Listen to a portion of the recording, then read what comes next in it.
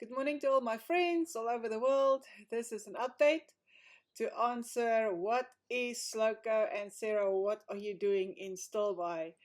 A lot has changed since I've been back in South Africa, since leaving Thailand, and it's been quite a challenge. How do I engage with my own people in my own nation, speaking my language, a nation that is known as a Christian nation, since coming back from a Buddhist world, and also serving a lot in the Hindu world.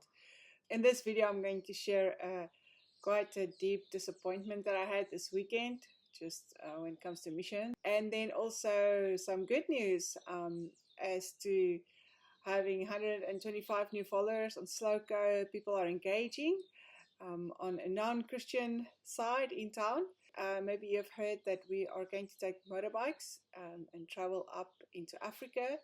And this is quite amazing because it came as a joke for my 50th next year. Somebody asked me, what are you going to do for your 50th? Something popped into my mind, and I suddenly saw myself on a motorbike going up in Africa, and I'm like, I've never done that. I joked with my cousin, which is an engineer and can just rebuild the motorbike from scratch, and I said, do you want to come with us? And he's like, yeah, of course I want to go with you. And I'm like, wow. But then I was like, okay, this needs to be from the Lord. Otherwise, there's no ways I want to go up in Africa on a motorbike. Three things were on my mind. I have to be in the Caprivi, I have to go through Botswana, and I have to go to a town that maybe it's wise if I don't mention right now in this video where it is, that I knew I had to, like, I just sensed I had to go there. And then I told the people going with me, I said, I have to submit this to my International Front and Missions leaders, which I did. They came by Stilbaai, which is the sad story I'll tell you a little bit later. And then I said, this is a plan. And my leader looked at me and said, those three things were in discussion among the Africa leaders just the other day when they had their Zoom meeting. I feel strongly confirmed that I wasn't just, going where I want to go, but that actually I was led to go to that specific town. So it's become from a joke, what am I going to do on my 50th, to something very serious. Of course, we are trusting for quite a miraculous amount of money to come in to buy 2 motorbikes. We decided on Yamaha because it's easy to fix if something happens, and the fuel is, it's London fuel.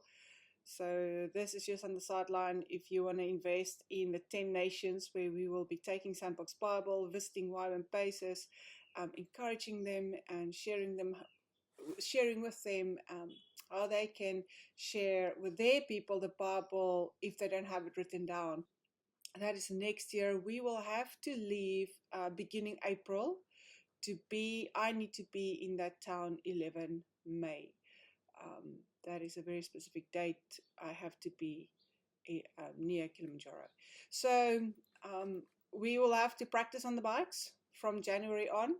We do have our licenses. So that's all good, but there's a lot of paperwork apparently that needs to be done as well. So we do need the bikes kind of like ASAP to have all legal stuff and then a lot of practice. The sad thing I'd like to talk about is just engaging with missions in my own hometown. Well, the good news is we're going to start a English center for the Pakistanis, the Bangladeshis, the Chinese that is here, to engage them with, to help them read English, understand English, and then also, I've got a lot of resources in getting the Bible in their languages to them. So building relationship with them, and then from the English classes, which we will be giving for free, engage them with the Bible and telling them about the Creator God who loves them. But I invited pastors, I invited people individually. We went and printed 300 invitations, which we left on vehicles. One was very specifically in front of a church while they were busy, so we know that 70 vehicles received an invitation to come and listen to our International Front and Missions leader, which is a privilege to have somebody here. And out of the 300 people, putting aside, the Facebook invitations, which thousands see, do you know how many came? out of those, let's just say the 300, regardless of the internet and Facebook, 3 people. And actually, statistically, that is right. That is wrongly right in some sense, because among unreached people groups, of the 2% of missionaries that do go to the unreached, the rest go to nations where the gospel has been. Only 1% of finance actually goes towards the 3 billion people that's never heard, to those missionaries serving there. And I thought, well, this was so interesting that out of the 300 invitations and asking pastors to invite this guy to come speak in the church, they didn't even respond to my WhatsApp.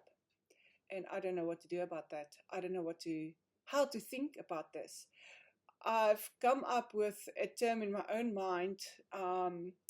We know about post-Christian nations, but I haven't thought or read about post-missionary, post-missions nations. South Africa is completely reached. South Africa is a Christian nation, but we've not gone maybe post-Christian, but the church, I think, has gone post-missions. And this has come from speaking to quite a lot of people. This is not just my experience, but quite a few. And we don't know. Like, this is a conversation we're having among ourselves, especially us Afrikaans members. We're like, what is happening in the church? What is happening with sending people out? And what is happening with the support that we are, I think, supposed to receive from the church as we are full-time engaged with unreached people groups. So I think the stats, 3 people coming, I was completely blown away. But from that visit, those who did come, even though that we knew them, we came up with an incredible strategy that night, and we realized it's not about numbers, but it's about the people God brings together and what He's doing in and through us as we engage with Him. The other thing I'd like to mention is our outreach we're having in December, where touch rugby is quite a big thing during the Christmas holidays, that Christmas week. We felt like it is like a net where one can throw that net into this place where a school of fish literally is just coming into one place, and we can have a table, we can have leaflets, and just engage with the young people and tell them, hey, missions is an option after school, missions is an option after university. Now, just mentioning how little churches are engaged with missions, and how parents are really wanting the kids first to have a degree, it feels like one do come up against something that is just like pushing children away from having missions as an option, having relying on the Lord and the body of Christ on finance to send us out. It's like, wow, it's becoming a burden.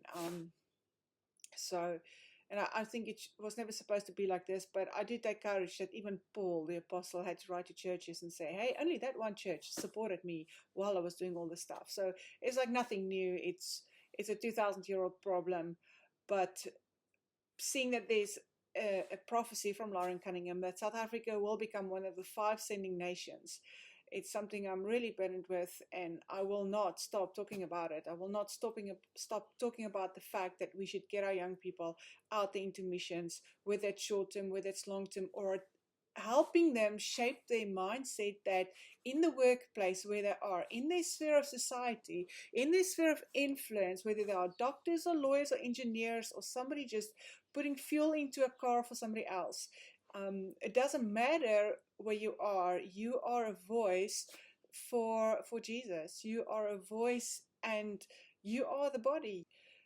But we need to teach them how to engage, and that at the moment is absent in the church.